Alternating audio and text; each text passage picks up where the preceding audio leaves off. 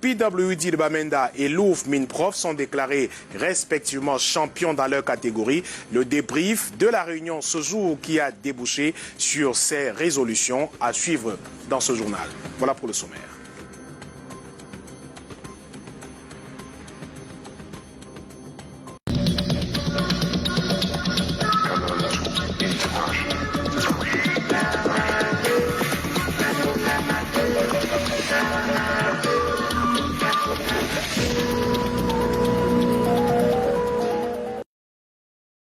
Bienvenue au 19h50 et on commence par cette nouvelle triste qui nous vient de Bafan. Un petit garçon d'environ 10 ans, brûlé vif, accusé d'avoir volé un téléphone portable. L'affaire se passe donc à Bafan dans le département du Haut-Kam et pourtant, enquête menée après, l'un des voleurs qui a participé à l'assassinat de cet enfant se trouvait justement parmi la foule qui a donc battu à mort avant de brûler cet enfant. Les détails avec Pierre-Marie Keyou depuis Bafang. Cet enfant grièvement brûlé et interné dans un centre hospitalier de Bafang s'appelle Chouaké. Il est âgé de 11 ans. Pour une histoire de téléphone portable, des hommes sans cœur et à l'aide de pétrole l'ont ainsi puni. Désolé jusqu'à là. Je sais que j'ai pas le téléphone, que ça le cas là. Elle a dit que ça à moi. Elle a retiré la corde maintenant, m'a attaché. Elle est partie chez lui maintenant, retirer le pétrole. Elle a venu donner à l'autre gars, elle a versé sur mon pied. Après l'autre gars, il a bloqué, il a allumé. Les parents de l'enfant reviennent sur les circonstances ayant plongé leur progéniture dans cet état. Le petit, il a expliqué comment il vous a dit là. Quand j'avais pris bien son téléphone, mais il y avait un gars qui a vu comment il y avait la lumière sur le téléphone. Il m'a poursuivi et j'ai jeté par terre le téléphone avec mon cerceau. Et puis j'ai pris fuite. Je suis surpris que, bon, en même venant même chez moi avec 5 gars plus un 6, le gars qui a pris le téléphone était là. Et même en menaçant cet enfant, le gars était là. Une plainte a été portée contre ces individus, bien que certains aient pris la fuite. Quant au téléphone portable, il a été retrouvé. 7 h du matin, il avait déjà son téléphone. Puisque dans le cas qui détenait le téléphone, il a vu comment on a menacé mon petit jusqu'à la mort là. Bon, il semblait que c'est son cœur qui lui a jugé. Il est allé déposer le téléphone là où on devrait voir là. Pour l'heure, il est sous soins intensifs et on espère qu'il retrouvera l'usage de ses jambes. Je le disais également, titre après le week-end de violence, la ville de Bafoussam respire un vent d'apaisement au quartier Sokada où le jeune Cyril Essomba a succombé à une balle. Le calme est de retour dans la famille Epanda. Le deuil se poursuit avec l'espoir de voir la justice faire son travail et donner des responsabilités sur ce qui s'est exactement passé. Les détails avec Solution Michel Fonquois. C'est un calme de jour ordinaire, ce jour au quartier Sokada. Le week-end dernier, le lieu Diabato au quartier Sokada à Bafoussam a monopolisé les attentions. Le samedi passé, autour de 13h, 14h, 15h, on travaillait ici, on était concentré sur le travail. J'ai d'abord entendu un coup de feu. Pam. Bon, ça ne m'a pas toujours conduit, donc ça m'a presque rien dit.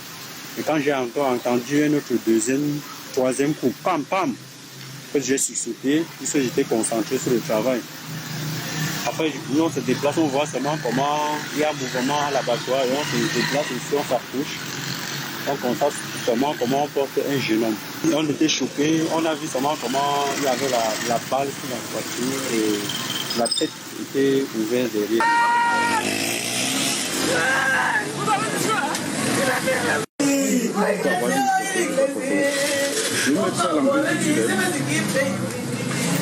Derrière le vent de violence qui a parcouru la ville, la famille Epanda continue le deuil du jeune Cyril Essobat Epanda. C'est quelqu'un qui avait toute la vie devant lui. Il était plein de vie. On ne pouvait même plus imaginer qu'il devait mourir comme ça. Donc elle a tué mon frère sans raison, elle a tué pour rien. Il n'a jamais eu à faire du mal à quelqu'un.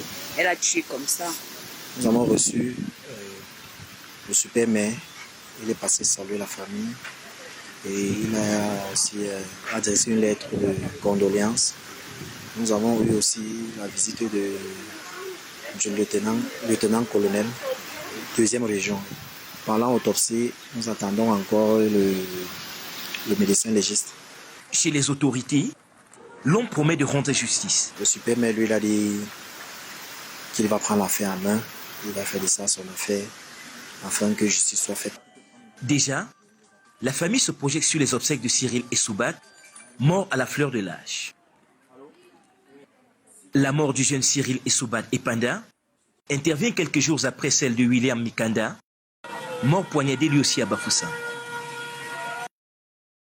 Accident sur la voie ferrée à l'entrée sud du port de Douala. Un homme d'une vingtaine d'années trébuche et se retrouve sur le passage d'une locomotive. Trop tard pour ses camarades pour lui sauver la vie.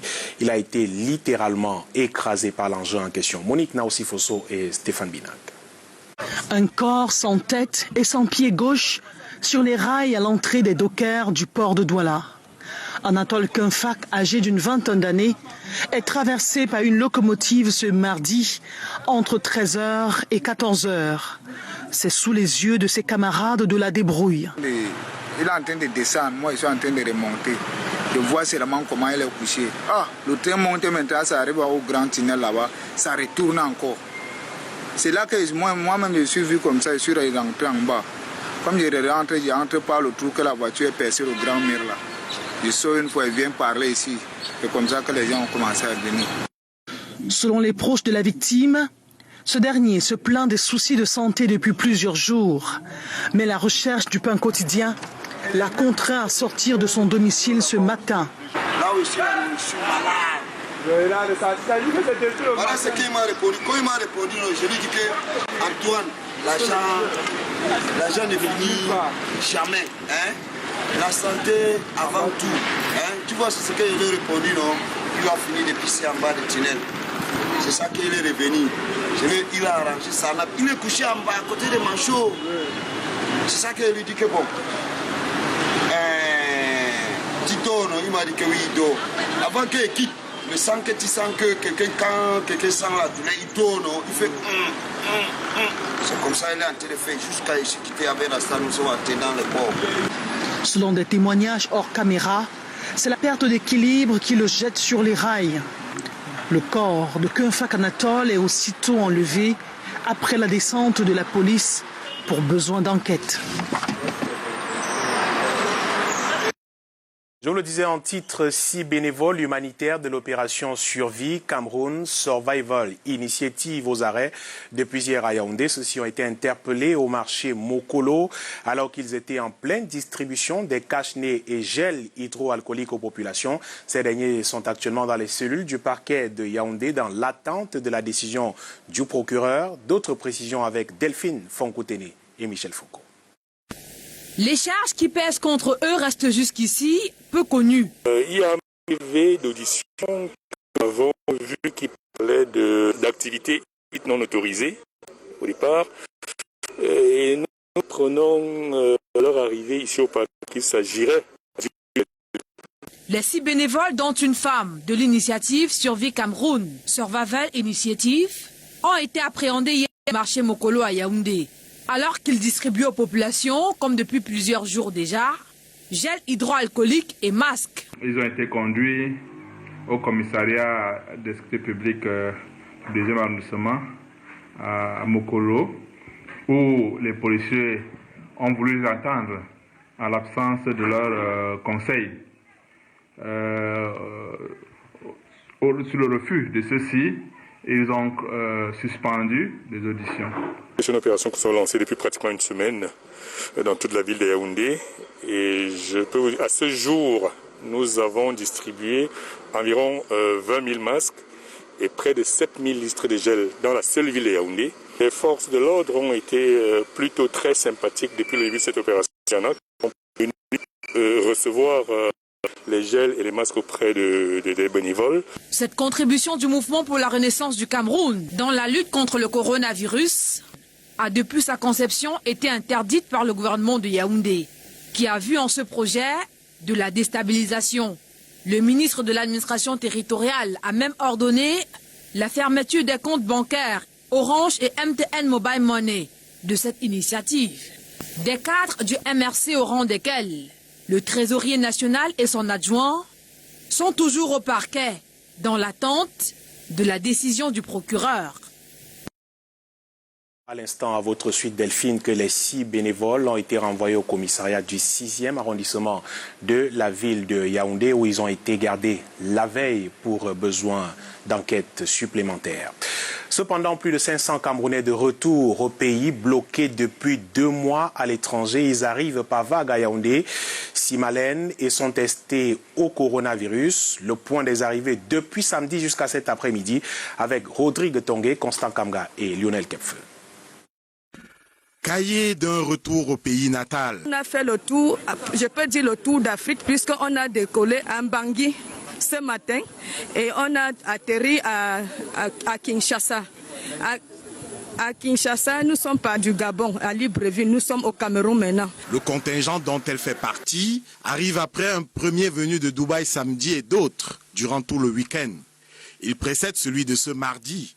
Même lieu, l'aéroport de Yaoundé-Simalène. Même compagnie, Ethiopian Airlines. Au total, ce sont 587 Camerounais rapatriés sur les 668 bloqués à l'étranger. Le même rituel à la descente de l'échelle de Coupé. Les tests rapides du Covid-2019. Une opération qui a permis de dépister 2 cas positifs instamment pris en charge et mis en quarantaine à Olembe au centre d'accueil, apprêtés dans les logements sociaux SIC. Nous les testons ici sur place et ils ont le résultat directement. Ceux qui sont testés négatifs, ils vont continuer le confinement à domicile et nous allons recontrôler 14 jours après qu'ils sont effectivement restés négatifs. Lundi, ces Camerounais simplement en court séjour à l'étranger au moment de la fermeture des frontières venaient de RDC, du Gabon, de RCA. Ceux de ce mardi reviennent d'Amérique du Nord, de France et de Sao Tomé et Principe, accueillis au pays natal par les plus hautes autorités. C'est devant ces préoccupations-là qui ont été portées à l'attention du chef de l'État que celui-ci a décidé d'organiser le rapatriement dans les plus brefs délais de ces 668 compatriotes. L'opération se poursuit. Attendu, des compatriotes encore bloqués en Inde, en Afrique du Sud, au Congo-Brazza et au Tchad.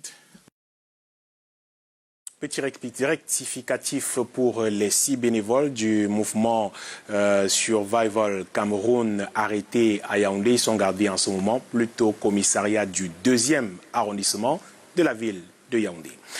10 jours après les mesures d'assouplissement décidées par le gouvernement, la pandémie continue de vivre. Les populations, parties prenantes de la guerre contre la maladie, relâchent et les chiffres montent entre situations épidémiologiques opposées à la décision gouvernementale. Arnaud Gueffak et Constant Kamga ont enquêté pour nous. Une décade consommée après les mesures d'assouplissement, ça se joue actuellement au bord du risque. Bras baissés côté population. Il y a un relâchement général. Je prends simplement le port du masque. Le port du masque, il n'est pas rare de plus en plus d'arriver dans des lieux publics et de ne pas trouver des gens avec ça. Soit ils le portent mal, soit ils ne l'ont simplement pas. Quand vous allez dans des deuils, quand vous allez, des gens organisent leurs cérémonies aujourd'hui comme si le Covid n'existait plus. Un danger réel qui plane, compréhension biaisée de la décision présidentielle. Certains Camerounais n'ont pas bien compris le bien fondé de cette action et ont pensé que nous avons déjà fini avec le Covid-19, que non.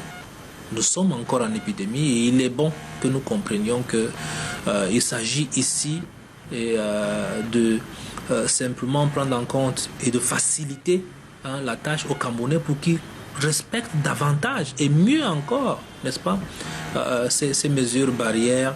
10 jours après, on a vite trouvé à raison ou à tort la réponse au pourquoi de ces mesures en conteste. Le gouvernement a voulu répondre aux attentes des Camerounais, peut-être n'ayant pas suffisamment de moyens pour pouvoir accompagner chaque ménage ou chaque entreprise. Le gouvernement a fait le choix de l'économie plutôt que celui de la santé, plutôt que celui des vies. Des opinions à côté de la raison d'État bien plus complexe. Vous savez très bien qu'il n'y a pas que le Covid. Il faut donc prendre en compte un ensemble d'éléments pour pouvoir prendre une décision. Et cette décision a été prise par le président de la République. Ça a d'ailleurs été très accueilli, très bien accueilli par l'ensemble des Camerounais. Des mots aux chiffres. La pandémie vit 10 dernières lunes pour passer de 61 décès à l'annonce des mesures d'assouplissement à 114 aujourd'hui. Comptez 55 nouveaux. En une dizaine de jours, les cas positifs sont passés de 1868 à 2574. Le nombre de cas est également en fonction, n'est-ce pas, des nombres de tests que nous faisons. Aujourd'hui, nous avons fait environ 13 000 tests. Si vous prenez des pays à côté de nous, la plupart, ils ont fait 500 tests. Ils ont fait 1000 tests. Le ratio nombre de tests et nombre de cas est plutôt rassurant. Mais on est loin de la victoire. Et pour rester sur les chiffres à la suite d'Arnaud, ce soir, on nous annonce 111 nouveaux cas de personnes infectées au Covid-19 au Cameroun, sur 11 décès également enregistrés au Cameroun et 19 personnes guéries. Nous y reviendrons tout à l'heure avec Arnaud Gueffa qui sera en direct du centre des opérations des urgences sanitaires de Yaoundé avec nous dans ce journal. Cependant, la région du Sud-Ouest continue de subir les affres du Covid-19. Le département du Lébialem, par exemple, considéré comme l'un des fiefs des forces séparatistes, se bat pour éviter l'arrivée de cette maladie sur son sol. De nombreuses mesures sont prises sur place. La sensibilisation à l'endroit des populations se poursuit également. Inès, Daniel, Ondouambala pour les détails.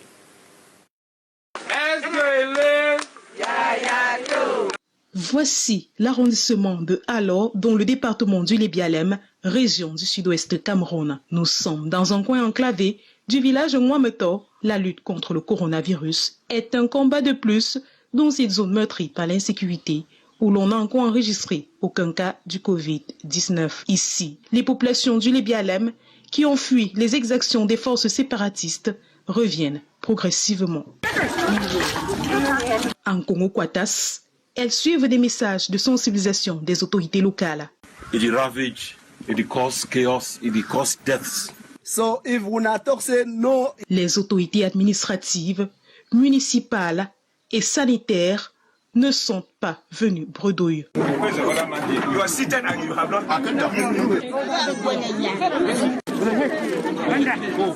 Elles mettent à la disposition des habitants du village Mouameto, dont le Lébialem, des kits d'hygiène et des masques de protection. Un geste du chef de l'État. Nous sommes ici très contents pour le président Paul qu'il a donné notre savon et le seau pour laver les mains pour protéger le coronavirus.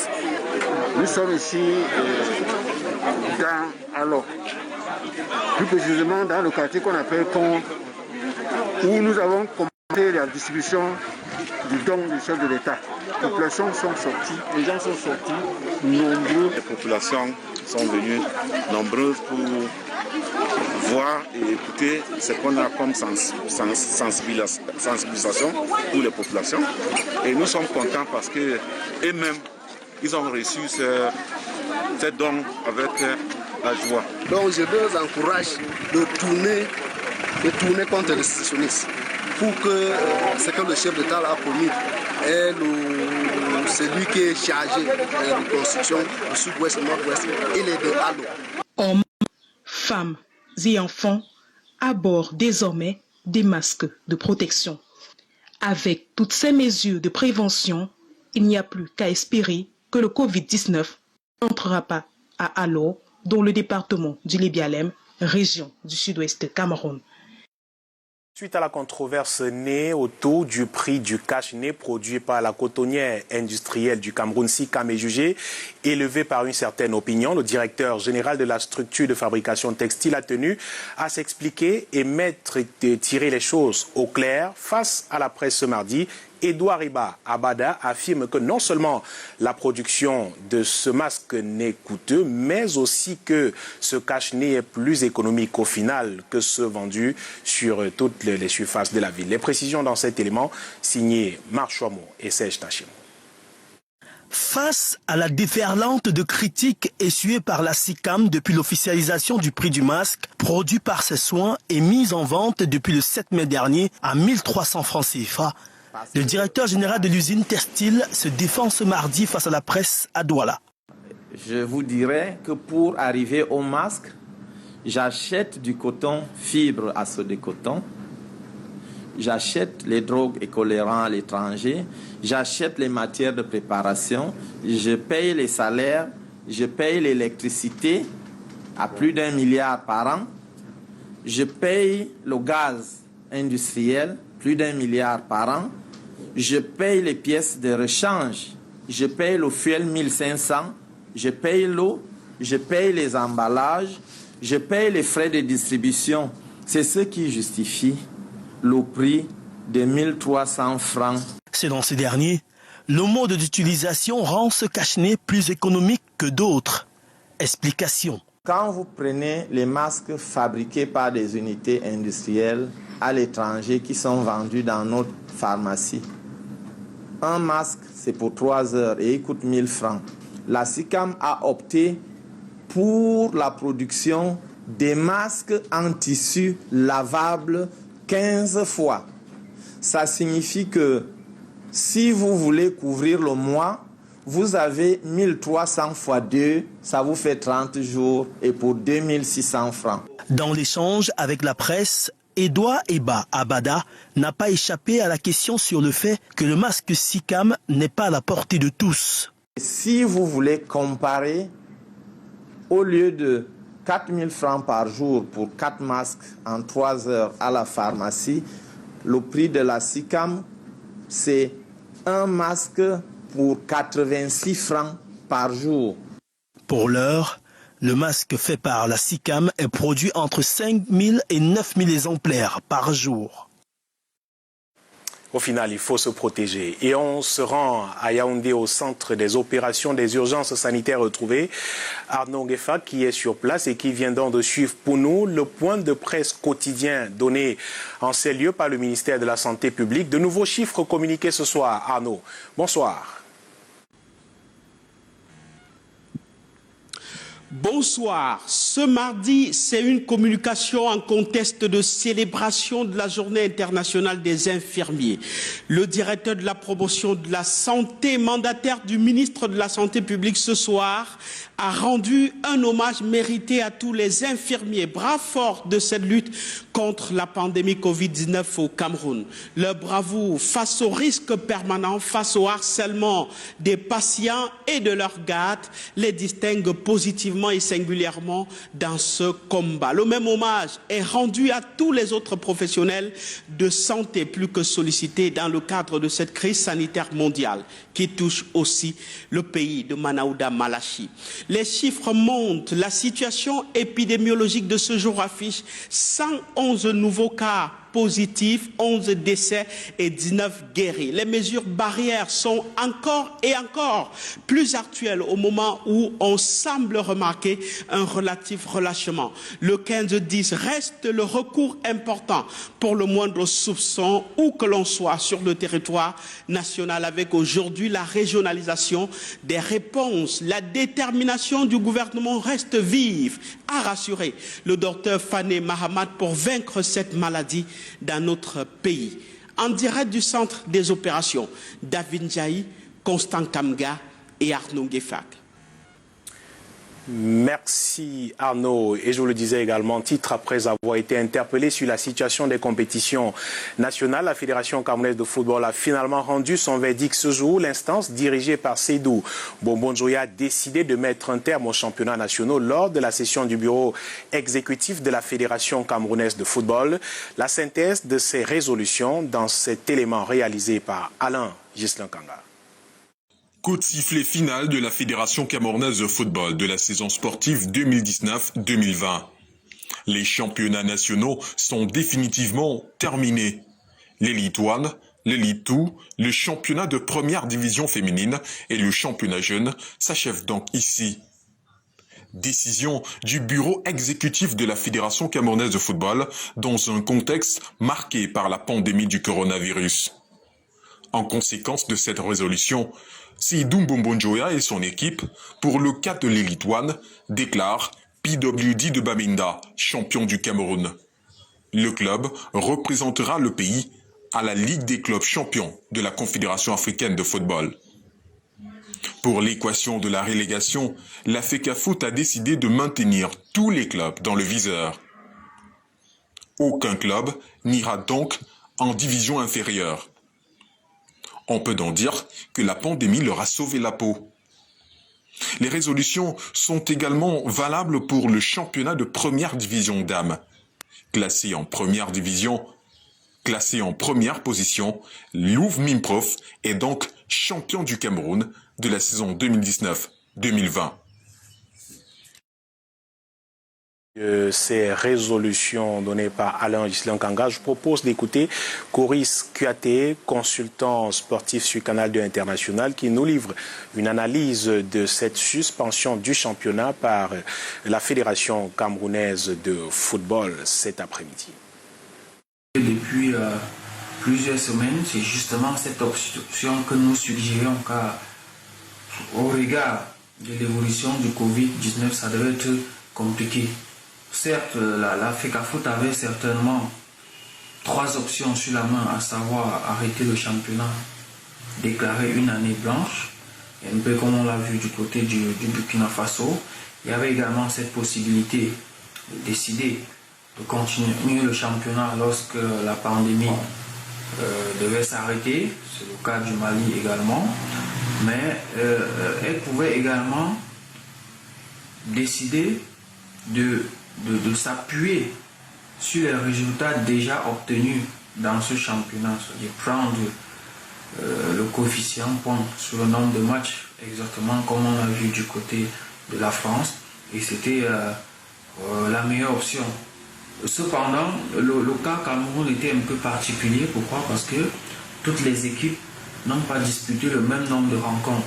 D'où la difficulté. Vous voyez qu'après cette résolution, la fédération décide de qualifier, on va dire comme ça, PWD de Bamenda pour la Champions League africaine. Mais là, elle n'a pas encore annoncé le nom de l'équipe qui ira en Coupe de la CAF. Parce que nous le savons tous, le Cameroun a droit à 2 représentants en compétition africaine, à savoir le champion et évidemment le vainqueur de la coupe. Et tel que les choses s'annoncent là, je vois mal comment on pourra organiser la Coupe du Cameroun cette année. Donc la meilleure option aurait été de désigner le champion et évidemment prendre le deuxième pour aller disputer la Coupe de la CAF. Merci Coris pour ces analyses. Toujours en sport, le complexe sportif d'Olembe sera opérationnel en octobre prochain. Objectif de l'entreprise McGill, actuellement en accélération sur le chantier avec plus de 1000 manœuvres engagées. Le ministre des Sports et de l'Éducation physique, le haut commissaire du Canada au Cameroun ont visité le chantier cet après-midi à Yaoundé. Voici le reportage d'Arnaud Guefak et Constant Kamga. La grande cuvette d'Olembe vue de loin. L'ouvrage s'expose et s'impose. Un peu partout sur le site, les travaux sont à la vitesse de croisière. Engins, ouvriers et ingénieurs, tous à la tâche pour donner à l'édifice tout le charme escompté. À l'intérieur, les gradins respirent du neuf. Pelouse déjà verdoyante. Le ministre des Sports et de l'Éducation physique, le haut commissaire du Canada au Cameroun et le gouverneur de la région du centre, ici, font le traditionnel tour d'évaluation. De véritables avancées constatées. La plus emblématique est cette pelouse qui a été complètement plantée et qui, comme vous pouvez le constater, est verdissante. C'est la première fois que dans cette cuvette, nous avons une pelouse verdissante. Il y a lieu de s'en réjouir. Il n'y a pas que le stade principal. Les stades annexes affichent fière allure, chantier battant. Pas à pas vers l'échéance, le niveau de progression rassure. Le stade principal aujourd'hui est à 80% d'avancement. Les 2 annexes sont à plus de 89% d'avancement. Donc maintenant, la livraison est pour le mois de juillet et nous sommes toujours, comme prévu, sur un démarrage de la mise en service et de la réception avec le maître d'ouvrage au courant du mois d'octobre. C'est la raison de ce bouillon de travail, avec en scène 1 millier de personnes, Camerounais et Canadiens. Ça représente une nouvelle étape dans les relations Canada-Cameroun. L'entreprise McGill tient le bon rythme pour que le complexe sportif d'Olembe abrite la prochaine Coupe d'Afrique des Nations. Vous avez certainement vu avec nous la performance exceptionnelle du boxeur camerounais Francis Ngannou le week-end dernier. L'homme qui a mis KO son adversaire en moins de 20 secondes de combat. L'une des victoires les plus rapides en MMA qui continue de susciter de l'admiration dans le milieu sportif et même politique au Cameroun. Voici quelques réactions avec Alain Ghislain Kanga. For Biggie Boy. Oh! Oh! It's over. Rosenstrike is out. Ngannou. Out, man. Moins de 20 secondes pour un KO historique dans la catégorie des poids lourds, des arts martiaux mixtes. L'exploit du Camerounais Francis Ngannou n'a pas laissé indifférent les députés du PCRN, Cabra Libi, qui lui a rendu un hommage sur son compte Twitter. Tous les ingrédients étaient réunis pour que notre compatriote expédie en moins de 20 secondes son adversaire sur le tapis. Un talent rare. Bravo Francis Ngannou, bravo champion. Le milieu sportif a également salué la victoire impressionnante du combattant camerounais, notamment l'attaquante vedette des Lions indomptables de football, Chut Njoya Diarra. Je vous félicite pour les valeurs d'altruisme, de soi, de persévérance, de courage et de dur labeur que vous incarnez. La star camerounaise de la NBA, Joel Embiid, est tout simplement resté sans voix. Il a juste mentionné le nom de son compatriote, suivi des drapeaux du Cameroun. La réaction qui a certainement encore plus fait plaisir à Francis Ngannou est celle de Mike Tyson, la légende de la boxe. Retentissant, vicieux, Francis Ngannou, futur champion. Mais celui qu'on surnomme le prédateur ne doit pas vite s'en réjouir. Sa montée fulgurante pourrait bientôt marquer un coup d'arrêt par un autre champion. Oui, Francis Ngannou, tu es où? Ne fais pas comme si ta oreille et le comprenait pas. Il fait où? Merde! 17 secondes, tu tapes quelqu'un, à ce seconde, je t'ai tapé 8 secondes. Et viens bien nuit. Amos! Cette armoire à glace de 1,93 m pour 115 kg, en 18 combats, n'en a perdu que 3. Et nous l'avons appris ce soir, ce jour d'ailleurs, le décès de Philippe Redon, ancien sélectionneur des Lions indomptables du Cameroun de suite de maladie. Et l'heure est donc aux hommages au Cameroun. C'est donc Philippe Redon en image, ancien sélectionneur, je le disais, des Lions indomptables du Cameroun. Et dans la page des hommages ce soir, Jules Onana, ancien Lion indomptable, réagit à sa disparition. L'ancien défenseur central du Cameroun au début des années 90 évoque le souvenir d'un grand meneur d'hommes, fin psychologue et tacticien qui lui a donné sa chance, ainsi qu'à d'autres jeunes loups au moment de la reconstruction de la sélection après l'épopée d'Italie. On se souvient 1990. Jules Onana se souvient donc de Philippe Redon au micro de Rodrigue Tonga. Je vous suggère de l'écouter.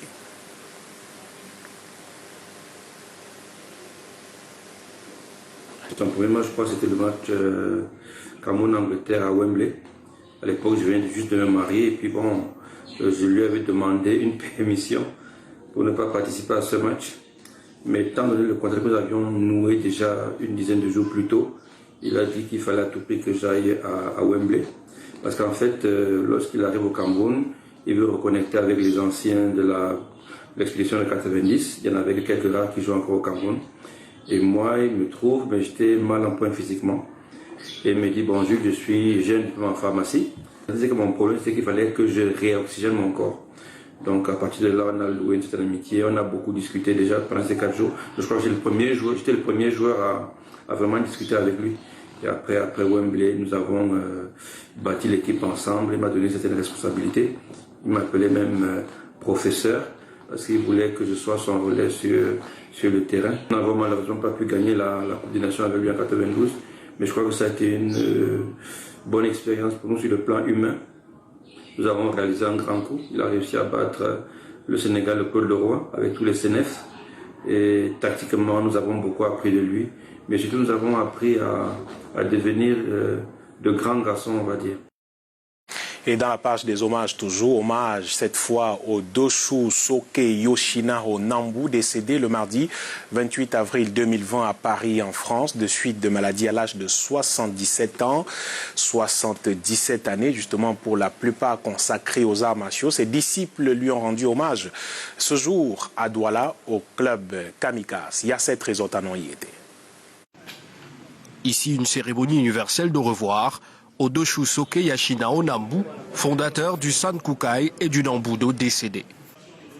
Les Nambudoka, pratiquants d'arts martiaux, sympathisants et autres personnes, adressent un ultime au revoir au maître au club Kamikaze à Bonapriso à Douala ce mardi. Des témoignages meublent le recueillement, mais surtout une série de mantras pour accompagner Doshu Soke Yashinao Nambu dans son ultime voyage.